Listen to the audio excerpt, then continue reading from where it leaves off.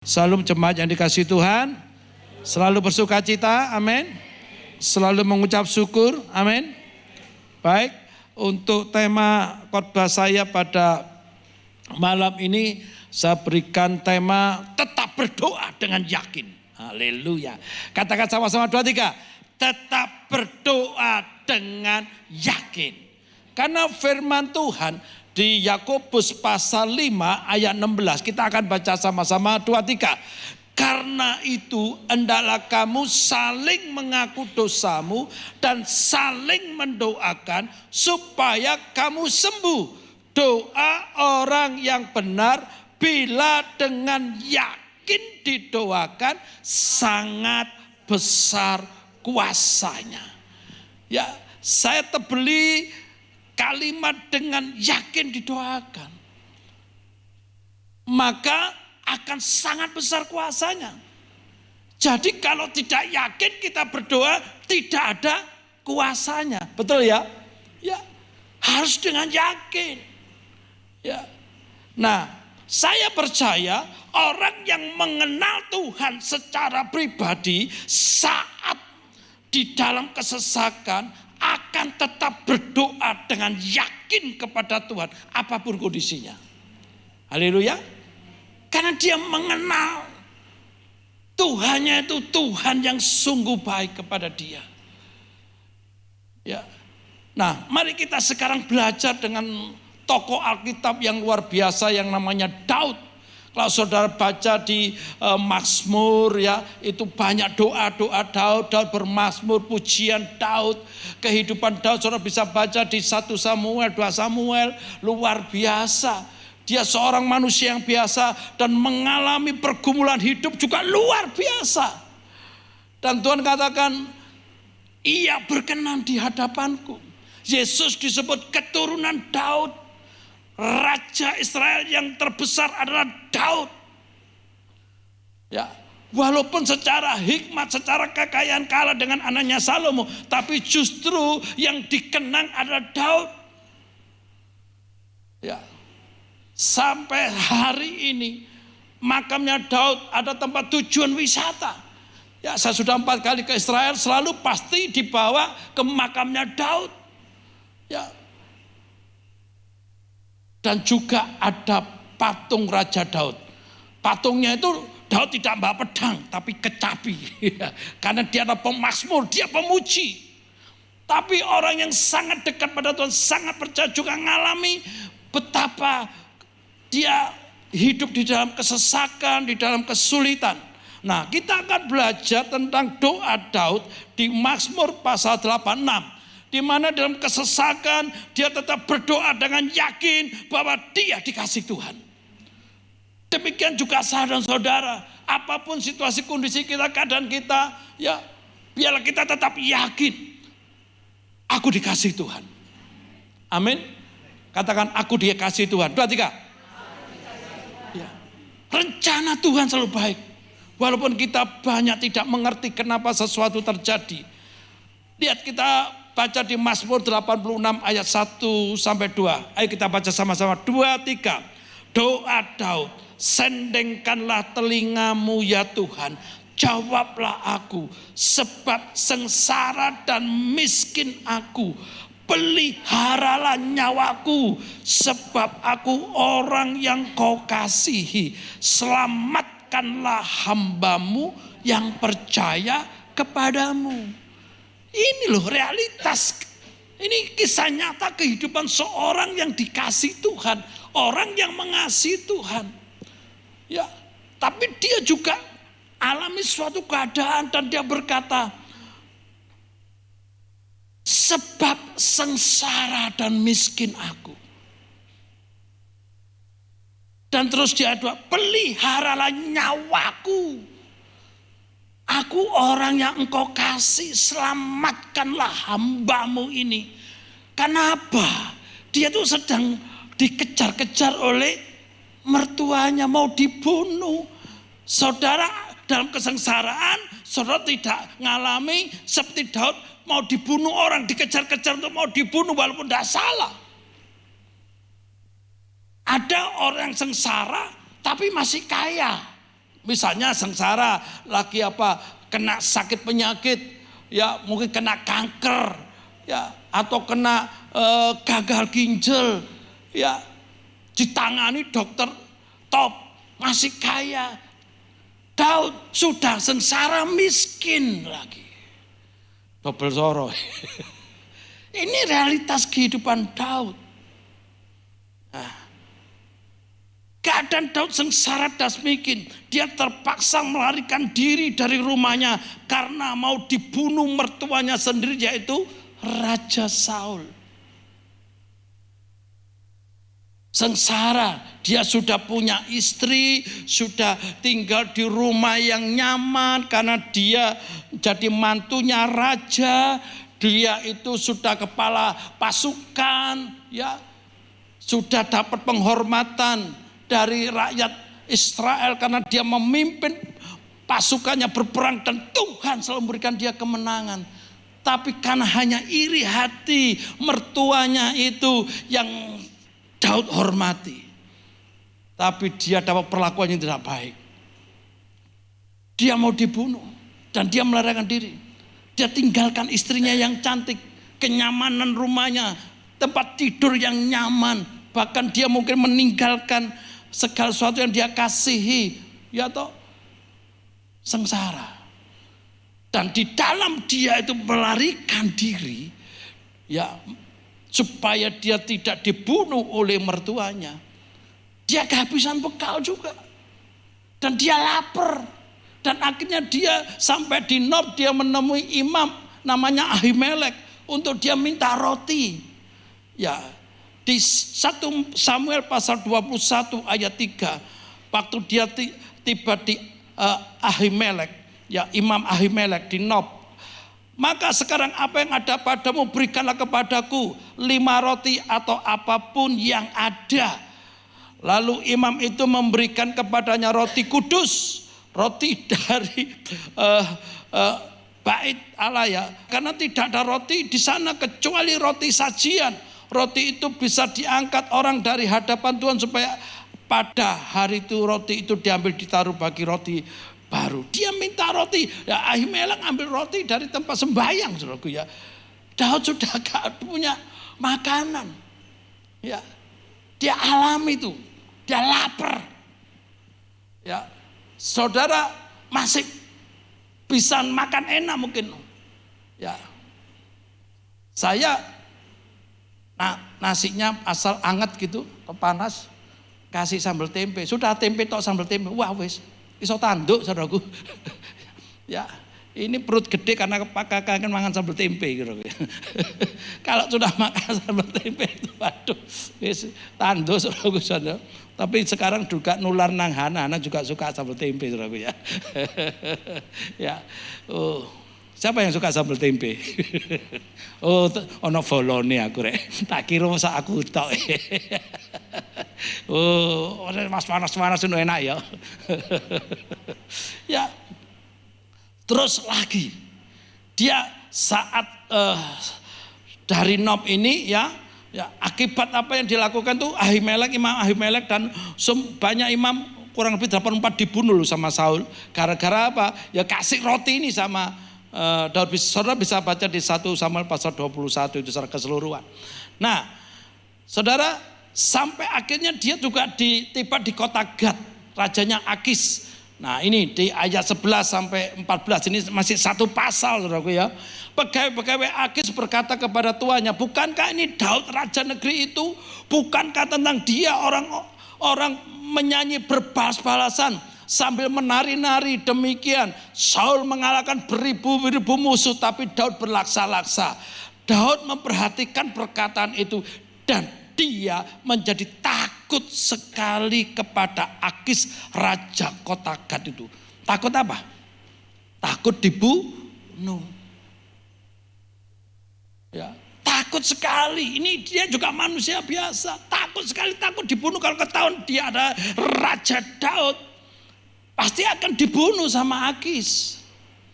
Ya, lihat ayat 13 dan 14. Sebab itu ia berlaku seperti orang yang sakit ingatan.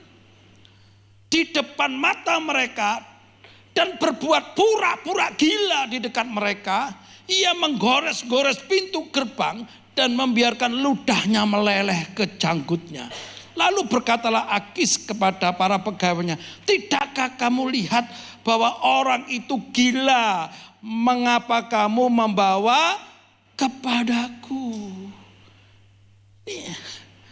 Ini kisah sejarah kehidupan Daud. Kesesakan, kesulitan, sampai dia harus berpura-pura gila. Siapa dalam kehidupan saudara yang karena kesulitan saudara pura-pura jadi orang gila? Saya percaya gak ada. Ya, sesulit apapun keadaanmu, saudara pasti juga tidak pernah jadi orang gila. Saya sudah kenal saudara lama. Saya tidak pernah jumpai. Selama saya kenal saudara, saya lihat saudara pura-pura gila. Ya, saya tidak pernah menjumpai Pak Avandi pura-pura gila, saudaraku. Ya, ini Daud alami, saudaraku. Tapi dalam situasi seperti itu dia tetap yakin Tuhan mengasihi dia. Dia tidak menyalahkan Tuhan. Karena dia percaya semua di dalam kontrol Tuhan. Amin. Ya.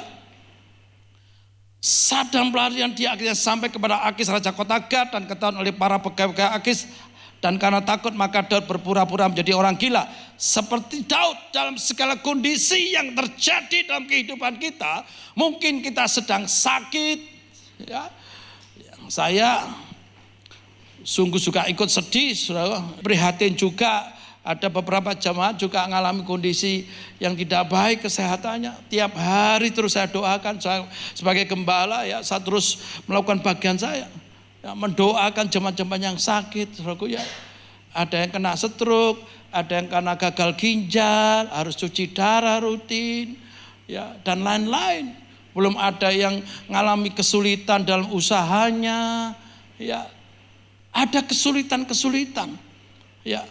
Tapi biarlah kita seperti Daud meresponinya. Dalam segala kondisi yang terjadi dalam kehidupan kita. Mungkin kita sedang sakit, kesulitan keuangan, kesulitan pekerjaan, atau masalah keluarga dan lain-lain. Tetaplah yakin bahwa Tuhan mengasihi kita dan rancangan Tuhan selalu baik. Amin. Ya, Roma 8:28 itu terus saya ingatkan pada saudara. Ayat ini luar biasa. Kalau kita mengimani ayat ini berkuasa. Yang membuat kita tetap kuat. Kita baca sama-sama Roma 8 ayat 28. 23. Kita tahu sekarang bahwa Allah turut bekerja dalam segala sesuatu untuk mendatangkan kebaikan bagi mereka yang mengasihi Dia. Yaitu mereka yang terpanggil sesuai dengan rencana Allah. Ingat ayat ini, saudaraku. Dalam saudara tiba-tiba mengalami kesulitan, tiba-tiba ada masalah, tetap percaya Tuhan itu baik, rencananya baik, Tuhan mengasihi kita. Tuhan tidak akan pernah membiarkan kita dicobai melampaui kekuatan kita. Rancangan Tuhan selalu baik, Dia mengasihi kita. Amin. Ya, jangan sampai punya pemikiran, sampai keluar dari ucapan Tuhan jahat. Loh, saya bilang gini karena ada saya jumpai ya, orang yang mengalami kesulitan, kesesakan, masalah akhirnya berkata Tuhan jahat. Ya, Tuhan tidak mau tolong aku, Tuhan tidak mendengarkan doaku. Ya. Sampai akhirnya saya harus datang menemui orang itu. Ya, saya berikan kekuatan, saya berikan ketenangan, saya berikan dia firman Tuhan supaya dia tuh sadar bahwa apa yang dia alami semua dalam kontrol Tuhan dan Tuhan tetap baik. Haleluya. Ya. Ini bicara iman. Kalau berdoa dengan yakin, mantap. Apapun kesulitanku, aku yakin Tuhan mengasihi aku. Haleluya. Ya, dan setelah itu apa Daud? Ya, dia berdoa dengan yakin karena apa? Dia percaya, yakin Tuhan mendengar dan menjawab doanya. Haleluya. Mari kita baca banyak ayat sekarang ya saudaraku ya. Mazmur 86 ayat 3. Kita baca 2-3. Engkau adalah Allahku. Kasihanilah aku ya Tuhan. Sebab kepadamulah aku berseru sepanjang hari. Pasanglah telinga kepada doaku ya Tuhan, dan perhatikanlah suara permohonanku pada hari kesesakanku. Aku berseru kepadamu sebab Engkau menjawab aku. Haleluya. Ya, di dalam kesesakanku aku akan terus berseru kepadamu. Sepanjang hari aku akan berseru. Perhatikanlah seruan doaku Tuhan, dan aku percaya Engkau menjawab doaku.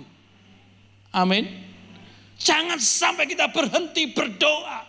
Walaupun engkau boleh melihat bahwa doa yang engkau panjatkan masih belum ada jawaban, tapi engkau tetap terus berdoa. Lukas 18 ayat 1 berkata demikian. 2, 3.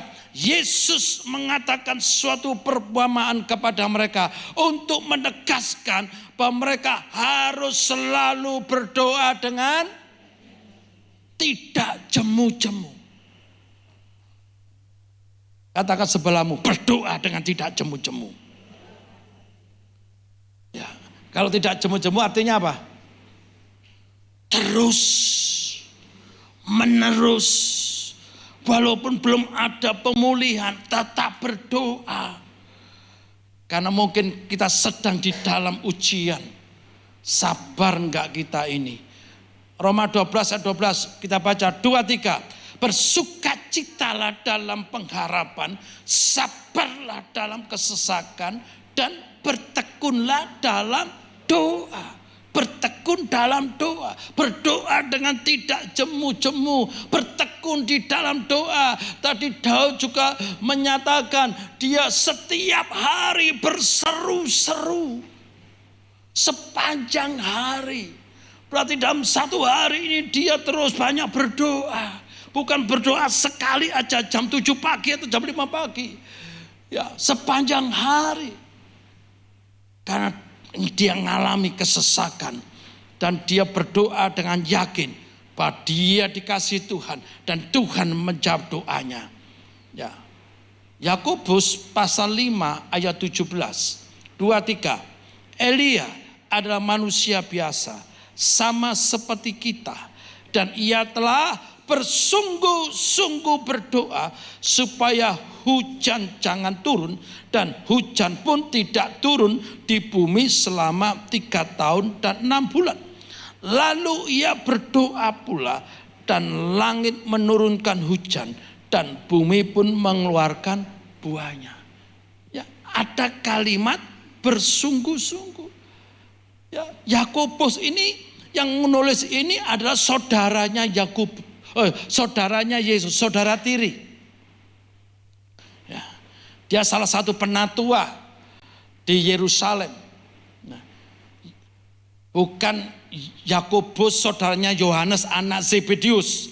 Itu Yakobus salah satu rasul, saudaranya Yohanes anak Zebedius yang disebut anak-anak guru itu sudah dibunuh, mati. Kalau Yakobus ini adalah saudara tirinya Yesus. Ya, anak kandung daripada Yusuf dan Maria. Ya, begitu Yesus mati bangkit dan dia percaya kepada Tuhan, dan dia menjadi penatua di Israel pada waktu itu. Dan dia nulis, Elia itu manusia biasa, sama seperti kita. Tidak ada yang istimewa, dia sama seperti kita. Tapi dalam hal doa, dalam iman, dia memang perlu dicontoh. Dan ia telah bersungguh-sungguh berdoa supaya hujan jangan turun. Dan benar 3,5 tahun hujan tidak turun. Dan dia berdoa sungguh-sungguh supaya hujan turun, dan hujan turun. Untuk dia berdoa supaya hujan turun, dia itu sampai berapa kali itu berdoa? 7 kali. Waktu dia berdoa, yang pertama kali berdoa, dia ngomong kepada bujangnya, lihat ke atas, naik. Apa engkau lihat? Bujangnya turun, tidak lihat apa-apa. Waduh, doanya gak dijawab. Apakah dia berhenti berdoa? Enggak.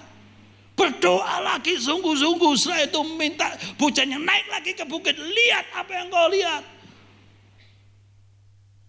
Bujangnya nurut, naik lagi. Turun mbak berita, gak lihat apa-apa. Apakah membuat dia berhenti berdoa? Enggak, berdoa lagi. Dan itu sampai 6 kali. Tapi puji Tuhan, bujangnya nggak protes. Disuruh naik lagi, naik, turun, gak lihat apa-apa. Suruh naik lagi, turun, gak lihat apa-apa beritanya. Tapi dia tetap yakin, dia pasti dijawab doanya. Pada yang ke-7 kalinya, ada berita. Bujangnya berkata, aku lihat awan sebesar telapak tangan.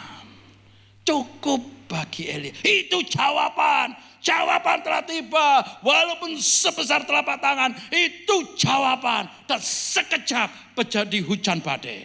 Saudara melihat jawabannya mungkin masih kecil, tapi pegang itu. Ini jawaban. Dan langsung bisa menjadi hal yang luar biasa. Amin. Kenapa sungguh-sungguh, saudaraku ya. Mari kita baca lagi. Ya. Markus 11 ayat 24, 23. Karena itu aku berkata kepadamu, apa saja yang kamu minta dan doakan, percayalah bahwa kamu telah menerimanya, maka hal itu akan diberikan kepadamu. Ini berulang kali ayat yang sudah kita dengar. Biarlah setiap kita itu mengalami kuasa akan firman Tuhan ini. Ini bicara doa dengan iman, doa dengan yakin, doa dengan sungguh-sungguh. Kenapa? Kita mengaminkan apa yang belum terjadi. Kita mengaminkan suatu jawaban yang kita tunggu-tunggu. Seperti saya pada waktu saya kena COVID tahun 2020. Paru-paru saya sudah plek-plek putih. Saya sudah mulai sesak. Tapi saya berkatakan aku telah sehat. Aku telah disembuhkan oleh Tuhan. Oleh bilur-bilur aku sembuh. Setiap hari aku berkatakan terima kasih Tuhan. Aku sudah sembuh. Paru-paruku sehat. Oleh karena bilur Yesus. Saya berkatakan tiap hari 5 hari ada mujizat. Plong dada saya. Sehat saya sampai detik ini. Karena saya percaya Markus 11 ayat 24. Amin. Apapun kesulitanmu, apapun pergumulanmu, apa yang kau minta kepada Tuhan. Tuhan katakan mintalah maka akan diberikan kepadamu. Carilah maka kamu akan mendapat. Ketoklah maka pintu akan dibukakan bagimu. Tapi mintanya dengan iman. Mari kita baca Yakobus pasal 1 ayat 6. 2, 3. Hendaklah ia memintanya dalam iman dan sama sekali jangan bimbang. Sebab orang bimbang sama dengan gelombang laut yang diombang-ambingkan kian kemari oleh angin. Orang yang demikian janganlah mengira bahwa ia akan menerima sesuatu dari Tuhan. Jelas sekali, sedikit kebimbangan. Engkau berdoa dengan kebimbangan. Firman Tuhan katakan engkau tidak akan mendapat apa-apa. Walaupun doamu keras. Engkau berdoa dengan suara yang keras. Tapi Tuhan bukan hanya melihat besarnya volume suara kita. Tapi Tuhan yang lihat adalah hati kita. Apakah engkau berdoa dengan segenap hati? Apakah kau berdoa dengan keyakinan yang penuh? Atau masih ada kebimbangan? Kalau Tuhan menemukan engkau berdoa dengan segenap hati, dengan sungguh-sungguh, dengan yakin. Engkau akan melihat jawaban Tuhan. Mujizat-mujizat Tuhan. Mujizat masih ada. Amin. Katakan sebelahmu, mujizat masih ada. Haleluya. Mujizat masih ada. Berdoalah dengan yakin, dengan sungguh-sungguh. Doa orang yang benar dengan yakin didoakan sangat besar kuasanya. Dan itu terjadi dalam diri kita. Allah tidak pernah pilih kasih. Allah mengasihi kita semua. Ya, yang ketiga, Daud berdoa dengan yakin. Dia yakin karena hatinya murni di hadapan Tuhan. Ya, hati. Ya, supaya doa kita dijawab dan kita mengalami pertolongannya, maka hati harus bersih, tidak menyimpan kekotoran, tidak menyimpan dendam atau iri hati atau serakah atau gigir atau kesombongan, tidak menghormati orang tua, tidak menghormati sesamanya, suka menghina, merendahkan. Itu karena kesombongan. Kalau hati ini masih belum bersih, ada kekotoran-kekotoran, jangan harap doa kita pun didengar. Ada niat sedikit kita tuh berbuat jahat, Tuhan tidak akan mendengar doa kita. Ya. Yesaya 59 ayat 1 dan 2. Kita baca sama-sama 2, 3. Sesungguhnya tangan Tuhan tidak kurang panjang untuk menyelamatkan, dan pendengarannya tidak kurang tajam untuk mendengar. Tetapi yang merupakan pemisah antara kamu dan Allahmu ialah segala kejahatanmu.